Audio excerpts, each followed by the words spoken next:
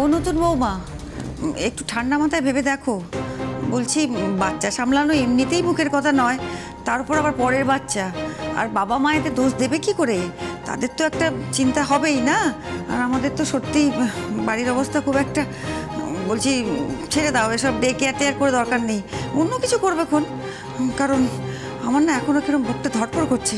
সত্যি বাবা, ওরকম ইলেকট্রিক তার।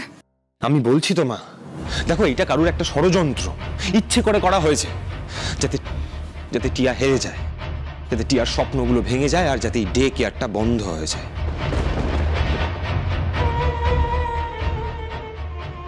টিয়া আন্টি, আমি তোমার কাছে থাকবো, আমি রোজ এখানে আসবো। এই তোরা চলে যাচ্ছিস কেন রে? তোরা দেখলি না টিয়া আন্টি কি সুন্দর আমাদেরকে বাঁচালো।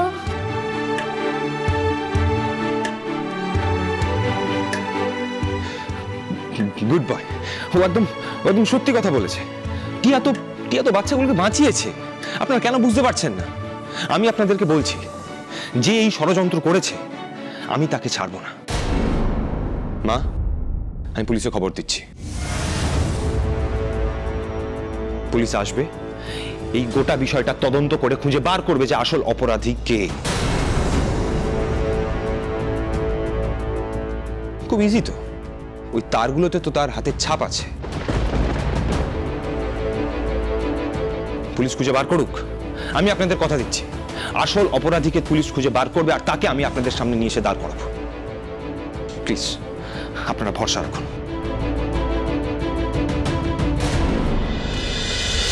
টিয়া, বলছি কি, সব মায়েরা তাদের বাচ্চাদেরকে নিয়ে চলে গেছে।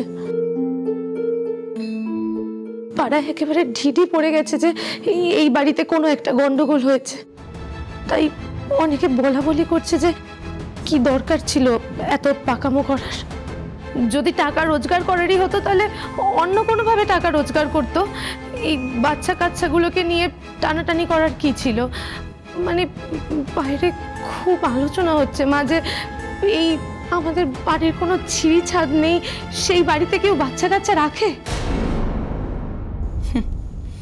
এখন তো বলবেই, এই না হলে পাড়া প্রতিবেশী সুযোগ পেয়েছে, এখন যে যেদিক থেকে পারবে কোপ মারবে। বাচ্চাদের মায়েরা সব রাগারাগি করে ওদের বাচ্চাদের নিয়ে চলে গেছে। বলছে কাল থেকে আর এখানে পাঠাবে না। টিয়া, আমাদের কিশলয়টা বোধহয় আর চলবে না রে। সেই ভালো মেজে বৌমা, বন্ধই করে দাও, সব বন্ধ করে দাও। ওই দেখো, মেয়ের আবার মন খারাপ হয়ে গেল নাকি? বলি, মন খারাপ করে আর কি করবে? গরিব ঘরে জন্মেছ, গরিব বাড়িতে বউ হয়ে এসেছো, এসব বিলাসিতা সাজে না। আর তারপরে কপাল তো আরো ভালো, চকচকে। দেখছো না, বাড়ি আসার পর থেকে নিজের বোন, জ্যাঠতুতো বোন, সে সারাক্ষণ পেছনে লাগছে, ব্যাগটা দিচ্ছে, প্রতি পদক্ষেপে তোমাকে বিপদে ফেলার চেষ্টা করছে। আমার হাত মুচড়ে দিয়ে আমার বাড়িতে ঢুকেছিলি, আমার সঙ্গে চ্যালেঞ্জ নিয়েছিলি না? কি ভেবেছিলি তুই ডে কেয়ার করে মহান হয়ে যাবি, অনেক টাকা পয়সা হবে, তোর নামটা হবে? কিন্তু আমি থাকতে তোর এত কিছু হবে কি করে টিয়া? আমার হাতে তোর সর্বনাশ লেখা আছে। এই যে আমরা ড্যাব ড্যাবে চোখ নিয়ে সব পরিষ্কার করলাম, তার দুটো দেখতে পেলাম না? হ্যাঁ, ইলেকট্রিক তার আমরা দেখতে পেলাম না, কেউ কেউ রেখে গেছে হয়তো, নিশ্চয়ই। তুমি না হয় এইবারটা জীবনের ঝুঁকি নিয়ে বাচ্চাটিকে বাঁচালে, প্রতিবার তো এরকম নাও হতে পারে। আর বাঁচালে বাঁচালে নিজেও তো শক্তি খেলে, সে শখ তুমি একা খাওনি, আমরাও কেঁপে গেছি ভেতরে, ভয় করছে এখনো পর্যন্ত। এরপর না জানি আবার কে কোনদিন গ্যাসের নবটা খুলে রেখে চলে যাবে। না না না না, ভালো নয়। বাচ্চাদের জীবন নিয়ে এরকম খেলা ঠিক নয়। তাদের জীবনে ঝুঁকি নিয়ে তারা এখানে রাখবে কেন? তাদের মায়েরা তারা মানবেই বা কেন? কথায় বলে, কপালে নেই কো ঘি, ঠকঠকালে হবে কি? ওসব আমার কপালেই নেই। স্বপ্ন দেখা আছে, স্বপ্ন সফল নেই। বলি, ডে কেয়ার টেয়ার হচ্ছে বড় লোকই ব্যাপার। যাদের বড় বড় বাড়ি, বাগান, বারান্দা এসব আছে, তারা সব করবে ডে কেয়ার টেয়ার। আমাদের এইসব ছিঁড়িছাদ নেই, কোনদিন চাঙর খসে পড়বে, কোনদিন কি হবে। ছেড়ে দাও গো, বন্ধই করে দাও।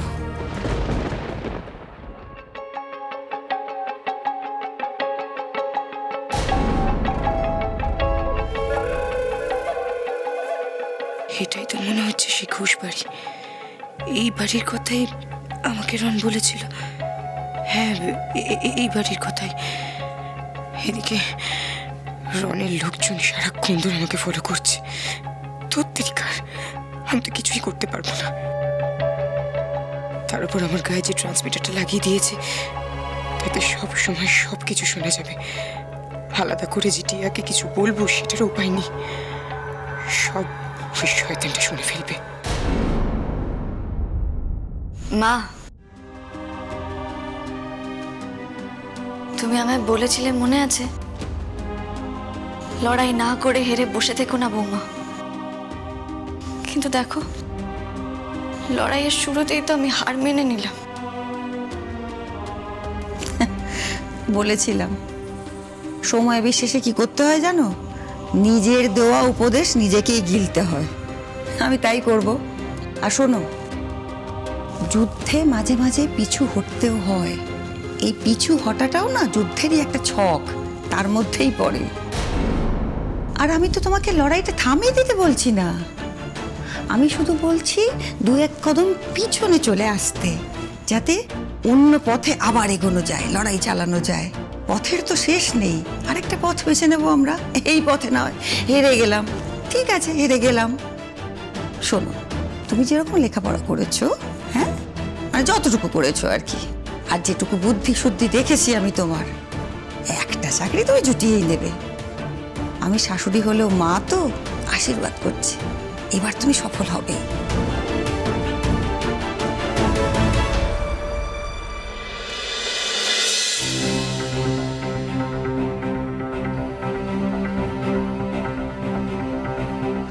এ কি, ব্যানারটা খুলে ফেলছে কেন? এখানেই তো বাচ্চাদের ডে কেয়ারটা করেছিল। কিশালয়।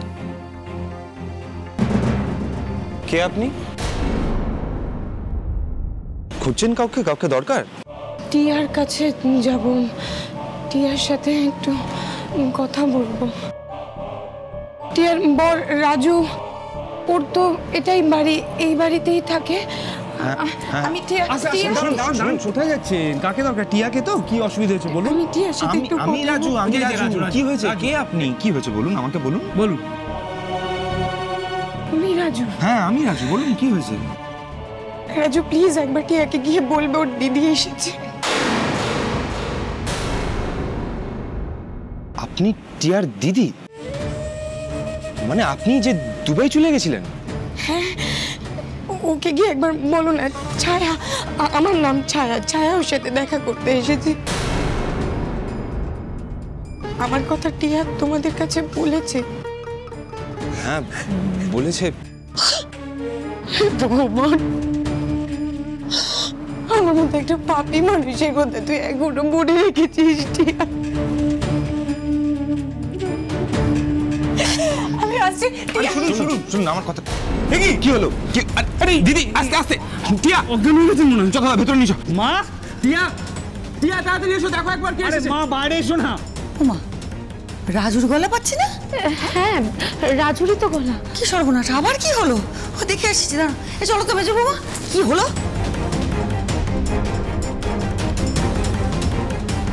আবার চেঁচামেচি করছে কেন? কি হলো কি? হ্যাঁ বলো। এ কি? টিয়া দিকে এসো, দেখো। আস্তে আস্তে আস্তে আস্তে আস্তে আস্তে আস্তে।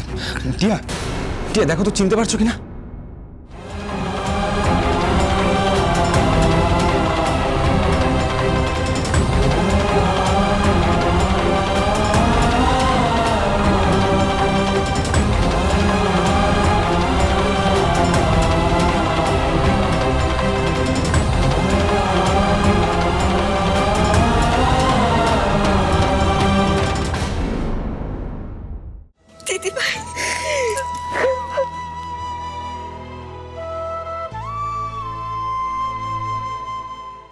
টিয়ার দিদি জানলো কি করে যে টিয়া এখানে থাকে?